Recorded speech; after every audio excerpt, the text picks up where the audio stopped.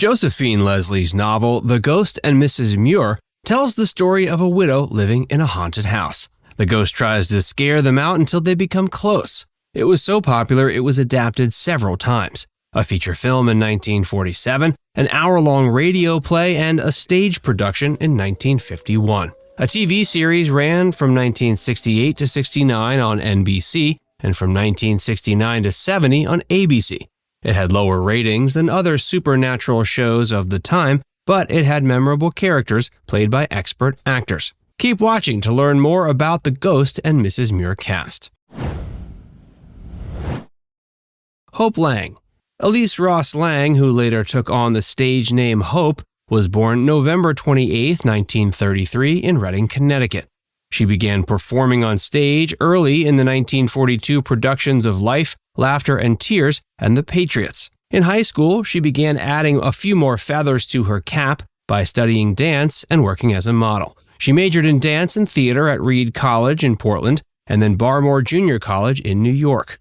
One of Hope's first major roles was in the 1956 film Bus Stop. Her career continued to thrive after it. She earned roles in 16 other films. They included her Golden Globe and Academy Award-nominated performance in Peyton Place and 1974's Death Wish. Hope then moved to TV, and the most famous show she appeared in was The Ghost and Mrs Muir. She admitted in magazine interviews that she wasn't confident in its ability to succeed at first. She didn't think there would be enough substance in the scripts. But then she saw the first 4 and realized there was. Her work earned her 2 Emmys for lead actress in a comedy series. The actress charmed the world and her co-stars. Her first marriage was to Don Murray, whom she met while filming Bus Stop in 1956. They had 2 children, Christopher and Patricia Murray. She divorced Don in 1961. She then had a 4-year relationship with actor Glenn Ford, although they never married. Hope left acting for 3 years after marrying Alan Pakula on October 19, 1963. They were divorced in 1971. She dated Frank Sinatra and John Cheever, and then eventually married Charles Hollerith Jr., whom she stayed with for the rest of her life. She died at age 70, December 19, 2003, of ischemic colitis infection from lung cancer. Edward Muir. Edward Muir was born on April 8, 1923, in Cork, Ireland. He spent most of his life training in medicine before he decided to dedicate his life to acting. He performed in local venues before moving to London for more opportunities. That's where he met and got to work with major names like Orson Welles and John Gielgud. He also performed on stage in My Fair Lady. In a twist of fate, he took over for Rex Harrison, who played Captain Gregg in the original The Ghost and Mrs Muir film. Edward made his film debut in Hill 24 Doesn't Answer in 1955. His film work in the 60s included Von Ryan's Express, Our Man Flynn, and Caprice. He played Captain Gregg in The Ghost and Mrs Muir throughout the end of the 60s. Roles after that included the original Knight Rider and the 1997 film Out to Sea. He died of lung cancer at age 74 on May 24, 1997. He was never married or even romantically linked to anyone and had no children to survive him. Charles Nelson Reilly. Charles Nelson Reilly was born January 13, 1931 in the Bronx. When he was 13, he was almost scared away from performing forever. He was one of the few survivors of the 1944 Hartford circus fire that claimed 167 lives. There was a period of his life when he refused to go to the theater or sit in an audience. Once he overcame his fears, he did become interested in opera, but realized he didn't have the vocal ability. Instead, he found other ways to get on stage. These included roles in the 1960 production of Bye Bye Birdie, as well as the 1961 production of How to Succeed in Business Without Really Trying. He got a Tony nomination for his work on the production of Hello, Dolly in 1964. Charles never lost his love for the stage, and he did find other roles. He was the greedy landlord Claymore Gregg in The Ghost and Mrs Muir. He also made frequent appearances on game shows, particularly Match Game and Hollywood Squares. His final stage performance was The Gin Game in 1997, and his final TV appearances were on episodes of The Drew Carey Show.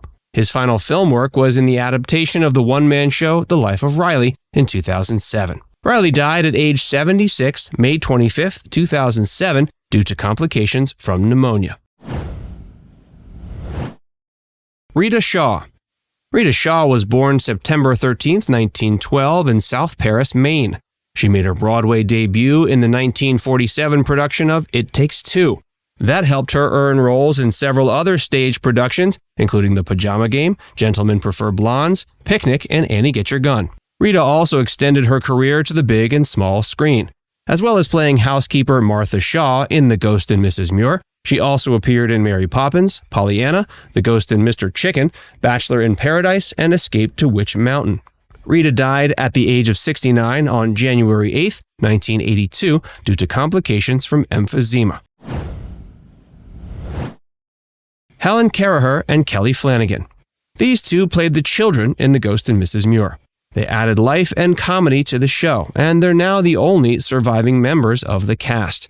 Kellie's first appearance was as the blonde girl in the Star Trek The Original Series episode Muir.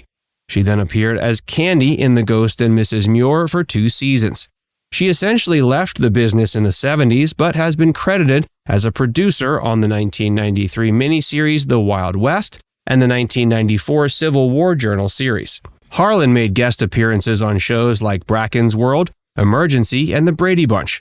He has since moved his focus away from acting, graduating from the University of Southern California with a degree in civil engineering in 1986. He works for the Los Angeles Department of Building and Safety and lives in Silver Lake, California.